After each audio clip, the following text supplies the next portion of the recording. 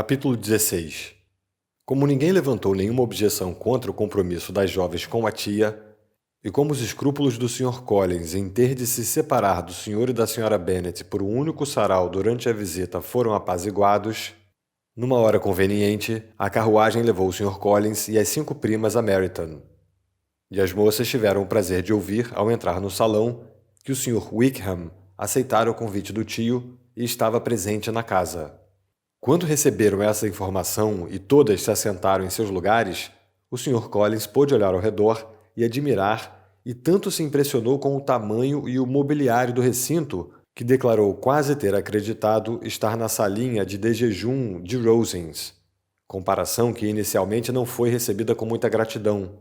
Mas quando a Sra. Phillips soube por ele o que era Rosings e quem era sua proprietária, quando ouviu a descrição de apenas um dos salões de Lady Catherine e soube que só a lareira custara 800 libras, ela sentiu toda a força do cumprimento e nada objetaria até mesmo contra uma comparação com o quarto da governanta.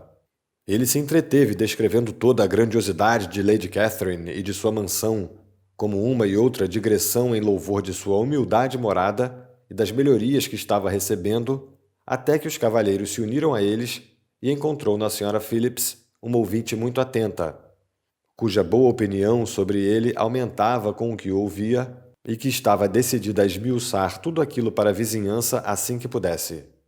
Para as jovens que não podiam ouvir o primo e nada tinham para fazer, a não ser suspirar por um piano forte e examinar suas próprias insignificantes imitações de porcelana sobre a prateleira da lareira, o intervalo de espera pareceu interminável. Ele chegou ao fim, porém. Os cavalheiros aproximaram-se, e quando o Sr. Wickham entrou no recinto, Elizabeth sentiu que nunca o vira, nem antes nem depois, sem admiração, o que nada tinha de insensato. Os oficiais formavam um grupo muito respeitável e cavalheiresco, e a elite deles estava presente ali. Mas o Sr. Wickham estava tão acima de todos eles quanto à pessoa, ao porte, às maneiras e ao andar, como eles estavam acima do tio Phillips, que entrou depois deles na sala, com seu rosto rechonchudo e cheirando a vinho do Porto. O Sr. Wickham era o alvo feliz de quase todos os olhares femininos, e Elizabeth era a felizarda junto a quem ele finalmente se sentou. E o modo agradável com que ele logo iniciou a conversa, embora fosse apenas um comentário sobre a umidade da noite e sobre a probabilidade de uma estação chuvosa, levou-a a sentir que o assunto mais comum, insípido e mais batido pode tornar-se interessante pelo talento do interlocutor. Com rivais como o Sr. Wickham e os oficiais na busca das atenções das senhoritas, o Sr. Collins pareceu cair na insignificância. Para as mocinhas, ele certamente não era nada. Mas de quando em quando ele ainda tinha uma boa ouvinte na Sra. Phillips, e por suas atenções recebia uma farta provisão de café e de bolo. Quando se armou a mesa de jogo, ele teve a oportunidade de retribuir-lhes as gentilezas, apresentando-se para jogar o whist. "Não conheço muito o jogo por enquanto", disse ele, "mas adoraria aprender mais, pois em minha situação na vida..." A Sra. Phillips ficou muito contente com a gentileza, mas não pôde aguardar as explicações dele. O Sr. Wickham não jogava o whist, e com prazer foi logo recebido na outra mesa entre Elizabeth e Lydia. No começo, parecia haver o risco de que Lydia o absorvesse completamente, pois era muito falante. Mas, como também adorava jogar bingo, ela logo se interessou demais pelo jogo, concentrou-se demais nas apostas e nos prêmios para dar atenção a quem quer que fosse em particular. Dentro dos limites das exigências normais do jogo, o Sr. Wickham teve, então, tempo para falar com Elizabeth e ela estava muito disposta a ouvi-lo, embora não tivesse esperança de ouvir o que mais queria: a história de suas relações com o Sr. Darcy. Ela nem sequer ousou mencionar o nome dele. Sua curiosidade, porém, foi inesperadamente satisfeita. O próprio Sr. Wickham tocou no assunto. Perguntou qual era a distância entre Netherfield e Meryton, e depois de ouvir a resposta, perguntou com certa hesitação havia quanto tempo o Sr. Darcy estava ali. "Cerca de um mês", disse Elizabeth, e em seguida, não querendo deixar que morresse o assunto, acrescentou: "Soube que ele é um homem com muitas propriedades em Derbyshire." "É verdade", respondeu o Sr. Wickham. "Sua propriedade é nobre, 10.000 libras líquidas por ano, Você não poderia encontrar ninguém mais capaz de lhe dar certas informações a esse respeito do que eu, pois estou de certa forma ligado à família dele desde a infância. Elizabeth não pôde esconder a surpresa. Não é de admirar o seu espanto, senhorita Bennet, ante tal asserção, depois de ver, como provavelmente viu, a frieza do nosso encontro de ontem. A senhorita é muito amiga do Sr. Darcy? Tanto quanto gostaria de ser, explicou Elizabeth com animação. Passei 4 dias na mesma casa que ele e o considero muito desagradável. Não tenho direito de dar a minha opinião, disse Wickham, sobre se ele é ou não uma pessoa desagradável. Não estou em condições de formar tal juízo. Conheço-o há tempo demais e bem demais para ser um árbitro justo. Para mim, é impossível ser imparcial. Mas creio que a sua opinião sobre ele causaria, em geral, certo espanto. E talvez a senhorita não a exprimisse com tanta ênfase em nenhum outro lugar. Aqui a senhorita está em família. Dou-lhe minha palavra, nada mais digo aqui do que diria em qualquer outra casa da vizinhança, exceto Netherfield. Ninguém gosta dele em Hertfordshire. Todos criticam o seu orgulho. O senhor não ouvirá de ninguém palavras mais favoráveis a ele. Não vou fingir que me desagrade, disse Wickham depois de uma breve pausa. Que ele ou qualquer outro homem seja estimado conforme os seus méritos. Mas não creio que com ele isso aconteça muitas vezes. Deslumbra-se o mundo com a riqueza e a importância dele, ou se assusta com seus modos altivos e imponentes, e vê só como ele gosta de ser visto. Eu diria, pelo pouco que o conheço, que se trata de um homem de mau caráter. Wickham limitou-se a balançar a cabeça. Imagino, disse ele na oportunidade seguinte de falar, se é provável que ele permaneça muito tempo aqui. Isso eu não sei mesmo, mas quando estive em Netherfield, não ouvi ninguém dizer que ele esteja para ir embora. Espero que os seus planos de se estabelecer aqui não sejam prejudicados pela presença dele nas vizinhanças. Ah, não serei eu a partir por causa do Sr. Darcy.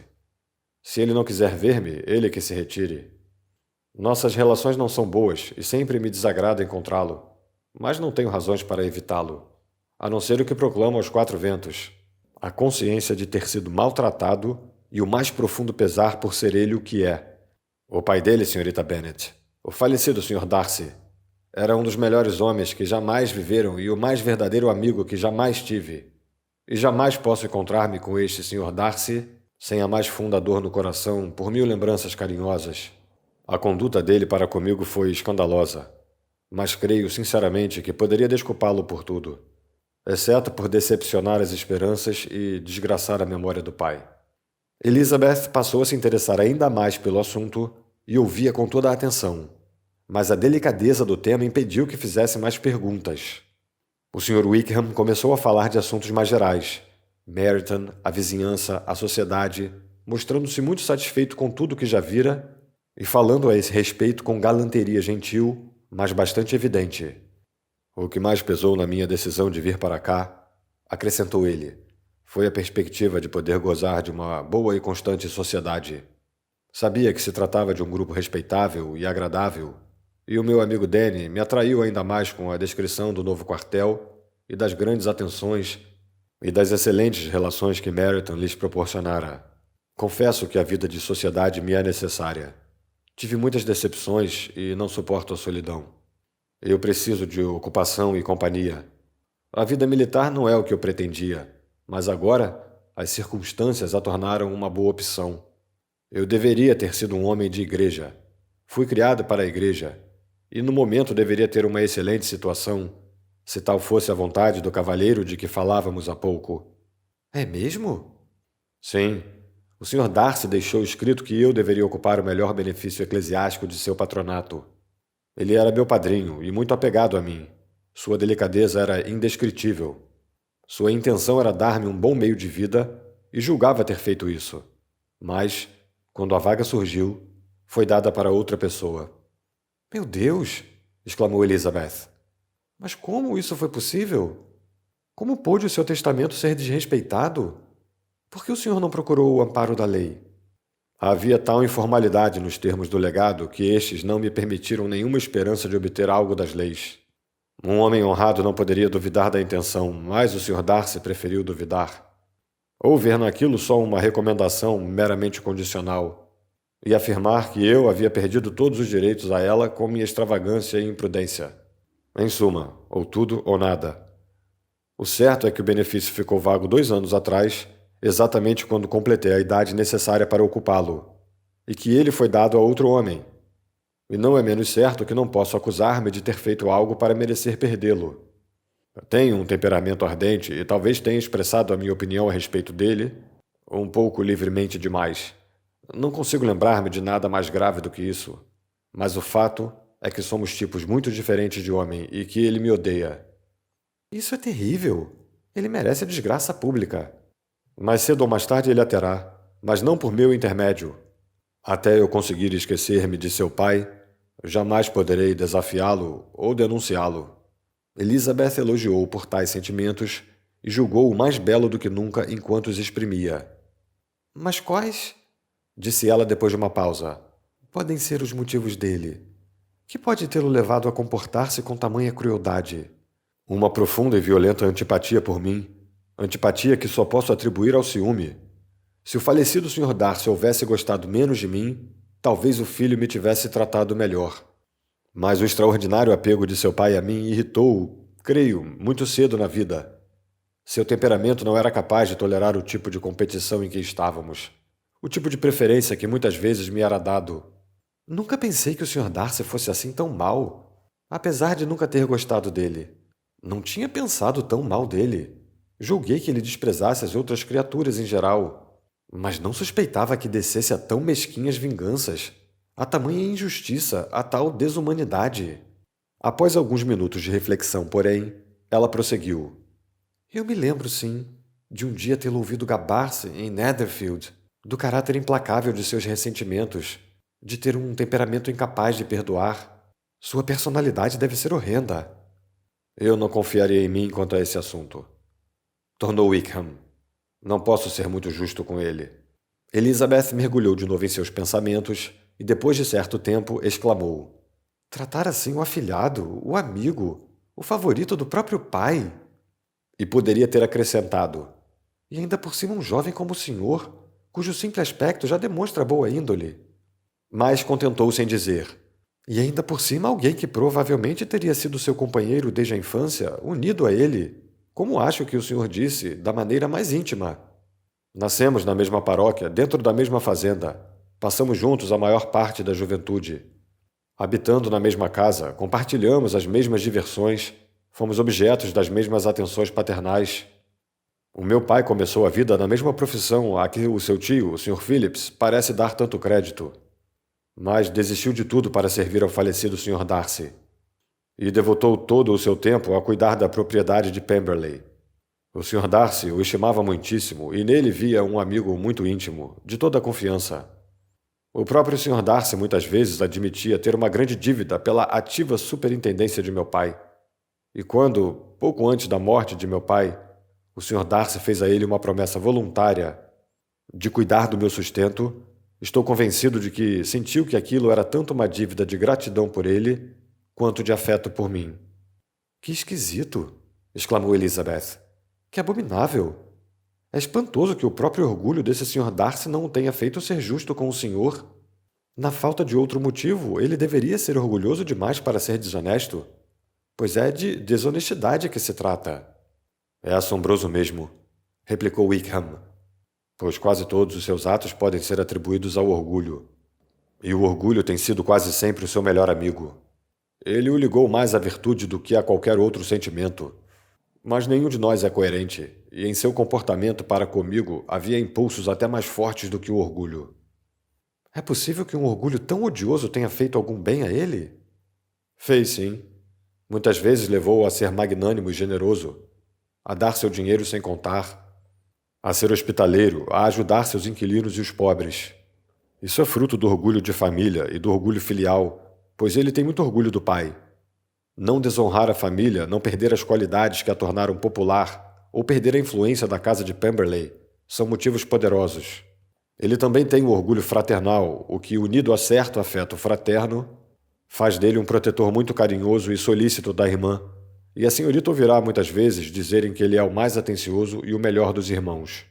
Que tipo de moça é a senhorita Darcy? Ele balançou a cabeça. Gostaria de dizer que ela é um doce. Não gosto de falar mal de um Darcy. Mas ela se parece demais com o irmão. É muito, muito orgulhosa.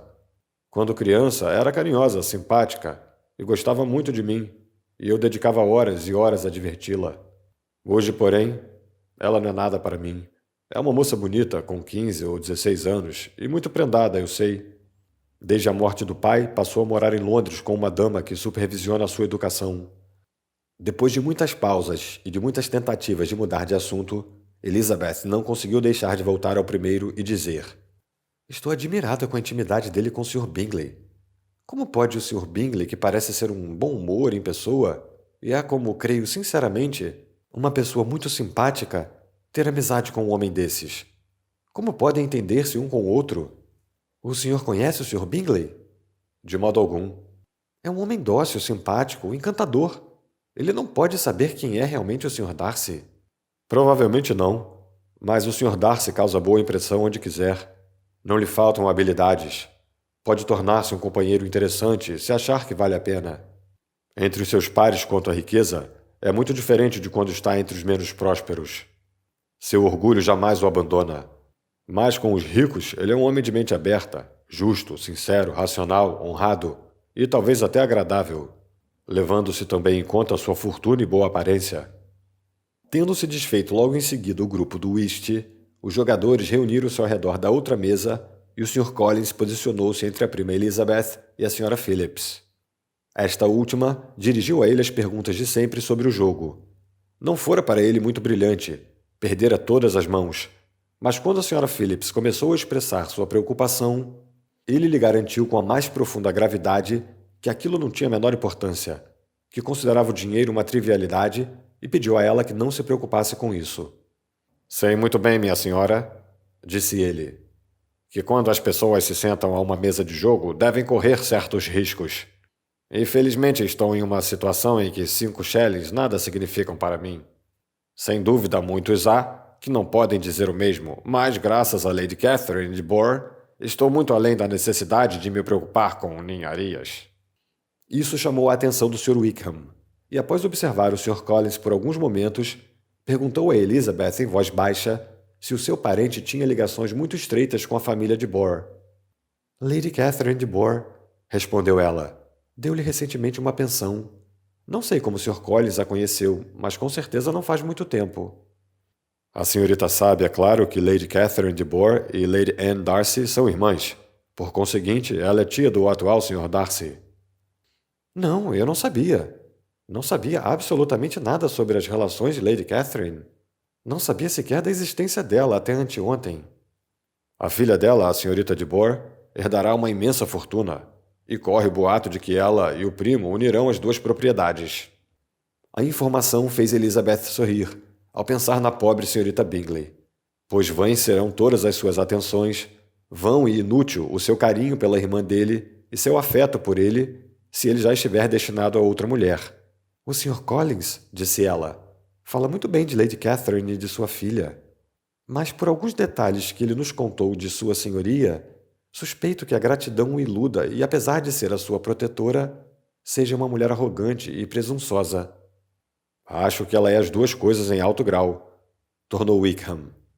Há anos não a vejo, mas me lembro muito bem de nunca ter gostado dela e de que seus modos eram ditatoriais e insolentes. Ela tem a reputação de ser muito sensata e esperta. Para mim, porém, parte das suas habilidades vem de sua condição social e fortuna. Parte de suas maneiras autoritárias e o resto do orgulho pelo sobrinho, que pretende que todos os que se relacionam com ele tenham uma inteligência de primeira classe. Elizabeth admitiu que lhe deram uma explicação muito racional e continuaram a conversar, com mútua satisfação, até que a ceia pôs um ponto final no carteado e deu às demais damas sua parte nas atenções do Sr. Wickham. Não se conseguia conversar em meio ao barulho da ceia da Sra. Phillips, mas seus modos garantiram-lhe a aprovação de todos. Tudo que ele dizia era dito com propriedade, e tudo o que fazia era feito com graça. Elizabeth partiu totalmente absorvida nele. Durante todo o caminho para casa, ela só conseguia pensar no Sr. Wickham e no que ele lhe dissera. Não teve, porém, tempo sequer de mencionar o nome dele, pois nem Lydia nem o Sr. Collins se calavam. Lydia não parava de falar do bingo, do peixe que perdera e do outro que ganhara. E o Sr. Collins, ao descrever a boa educação do Sr. e da Sra. Phillips, ao afirmar que não dava a menor importância à quantia que perdera no whist, ao enumerar todos os pratos da ceia e ao dizer ter medo de incomodar as primas, tinha mais a dizer do que conseguia fazê-lo antes que a carruagem chegasse à casa de Longbourn. Se você gostaria de fazer uma doação para colaborar com melhorias técnicas do canal, nossa chave Pix é prmatos, com um T só, @hotmail.com.